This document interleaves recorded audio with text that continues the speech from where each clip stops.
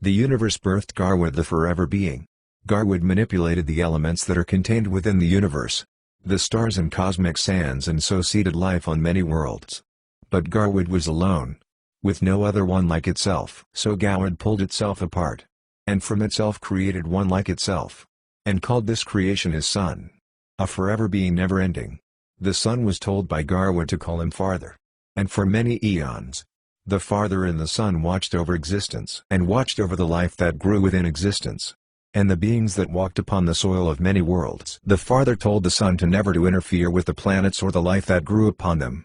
This was the Father's word, and the Son listened. But the Son did not obey and interacted with many worlds and believed himself to be equal to his Father. But the Father discovered his deeds, and discovered on these worlds war and death and evil, for the Son had given much knowledge to these worlds, and they used that knowledge to destroy themselves. Garwood seeded life on many worlds before his creation of Nethal like himself. But the worlds Garwood treasured the most were that of worlds where life had found a way unaided by Garwood, in all ways and forms and shapes, inhabiting the sea, air and land of them worlds. He treasured the life that grew upon them, and peacefully watched over these wells of creation that flowed and connect to every point in physical space, allowing life to take root across the universe on many different worlds. He loved them but was unable to interact with these beings on any meaningful level, as they were not of his body or of his will. Unlike the beings on the worlds where he bound the water and stone, so his connection and influence on these worlds was strong. And so was Nethal's. So Nethal spoke to Myra. Nethal spoke of Garwood, and truth to Myra, and Myra wrote it down, all in secret from Garwood, so not to anger Garwood, as Nethal promised not to influence the worlds within creation to his father. Myra lived and was born and was killed many thousand generations ago. He was born and lived like anyone else, grew up hunting and providing for his family like anyone else did at that time. It was not until he was 22 he started hearing voices and thinking strange things. The people around him and his family had no knowledge of what was happening, and so cast Myra out of the town he lived in, out of their fear. So he walked across the land until he discovered a cave sheltered there for many weeks, and over this time he listened to the voices in his head and learned from them many things, and wrote down on tablets made of a form of clay, and described Garwood, a god watching over every being and life in this world, and many other worlds. What waits for us after death? And Myra shared his knowledge. Most would shun him and call him mad, but them that would listen, some did understand, and realized it was good. And Myra chose 12 of these people to become what he called guardians, and showed them the secrets to stay bound to the planet, and watch the world move forward, and help inspire the positives in mankind. But as a guardian they cannot move into the realm of creation and light bound to the planet and the people that walk upon it. Myra started writing down what the voices in his head said. They spoke as if in a chorus. They spoke of energy and light, philosophy, science and life on other worlds, and what waits for us after death. And so Myra wrote it down, and his followers listened. And from these followers he picked 12 to teach the secret of uncoupling the soul from the body before death, and existing as unphysical energy, and become a guardian to watch over all time. But by doing so blocking your natural pathway to the realm of creation and light. But one of the 12 guardians named Graysil desired power and hoarded the knowledge Myra gave, and plotted to kill Myra and the other 11 guardians that held the knowledge of cheating death. And many years later, on Myra's day of his birth at 31, him and his chosen guardians drank wine and ate. But unknown to them all, Graysil had poisoned the food and wine. And that night Graysil had done what he set out to do. But unknown to him, one of Myra's followers had been present and ate no food and drink that night, and so did not die but witnessed the crime. And Myra whispered in their ear, with his last breath, "Will you do it forever?" Garwood created life that walked. Garwood created Nethal like himself. Nethal showed Myra knowledge. Myra picked 12 followers to become guardians to teach secret knowledge too. One of these guardians was named Graysil, and Graysil betrayed Myra. Graysil poisoned Myra and the 11 guardians. But one of the followers was present at the meal and ate no food and drink that night, so did not die. And this follower was named Eso, and she took from Myra the secret knowledge written down. And with Myra's last breath he spoke to Eso and said, "Will you do it forever?" And that follower in many years became the 13th guardian, keeping the secret to stay bound to the earth. But Graysil, taking Myra's knowledge and using Myra's words, he spoke to the people and said Garwood, the creator and watcher, had struck Myra down and his guardians because of their many sins and crimes.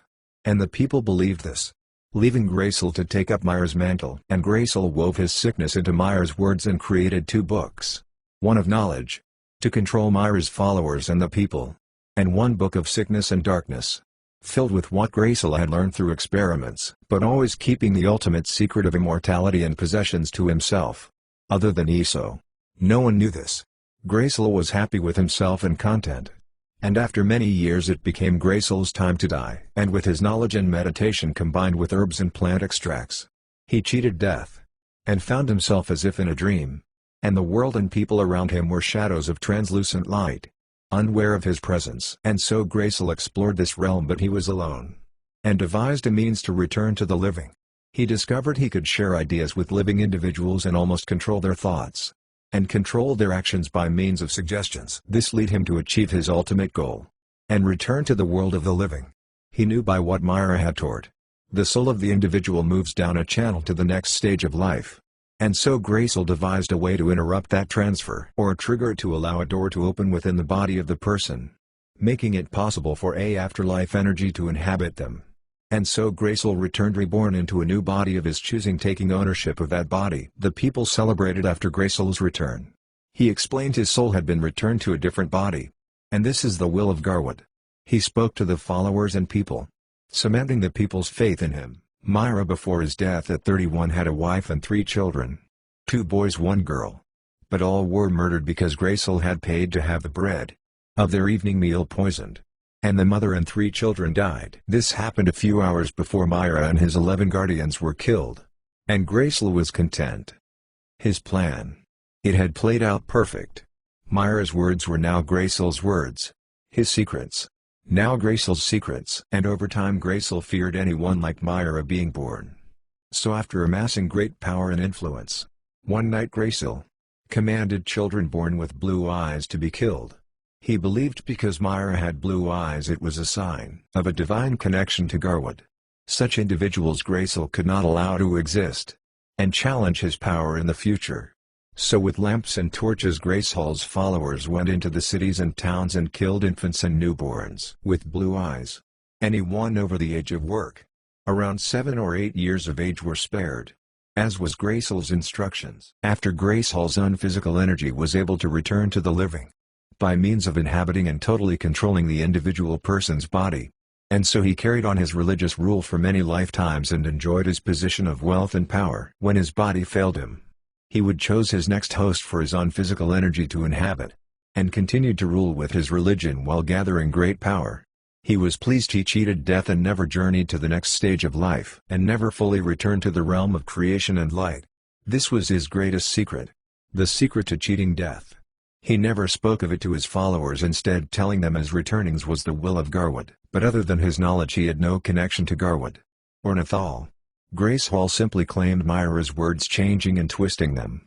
Over the generations Grayson decided follow Myra's example, and teach the knowledge of cheating death to a select few, and called these 12 followers his chosen, and taught them the secret of becoming a in physical energy. And in doing so Grayson created the first 12 negative unphysical energies from these people, creating the first 12 ghosts to forever inhabit the world and the people that live upon it. Evil that has always been created evil of its own. But the most powerful of its followers became good, and showed a man how to fight evil. So evil will be no more in the hearts of man. And so it was written down, and so it will come to pass. This was one of Myra's prophecies that was shared with his 12 guardians, and left in the keeping of Iso on the night of Myra's death, so that Iso could carry on his work. Grayson was unaware of Iso, and so believed himself untouchable, with no one to question him or his twisted religion. But Iso knew of his plans, and so she made plans of her own. So performed the ritual to truly become the 13th guardian, forever to be bound to the earth. Myra's words and wisdom lived on through Iso, and for thousands of years she followed Myra's teachings, and by means of suggestions to the living Iso did what she could to help mankind. And so a divide of darkness and light in the unphysical world was created, by the actions of Grayson and Iso. But Iso always had a sadness because of what had come to pass. Grayson's twisted rules and abusive nature never needed to happen. But Iso made a promise to Myra when she promised she would do it forever. In his name and by his teachings, Iso moved on through the ages, unending and forever, bound to the earth as the 13th guardian. She nurtured the good in the hearts of men and guided them, the ones that were without a path, and gave light and hope to those that were in darkness. Such was Myra's wish, for one day to create a paradise in this world, where all shadows could be seen and brought into the light. so darkness can become light. And through myra and all that is promised. And in kindness it will be provided for all. From the body of the world and the plants animals that live upon it. In perfect balance. Alongside mankind. And myra's knowledge handed down to him. And then to Eso from myra. So to keep hope alive within Eso. So she could carry on myra's message. As the world was unbalanced mostly because of Gracehall. And his god-life rule for generations. It seemed like an impossible challenge for Eso. But light is always found surrounded by darkness, and she began to tip the balance, enough for Gracehall to notice. So Eso built her forces. By means of a choice given to those individuals journeying to the realm of creation and light. From their physical body at the point of death.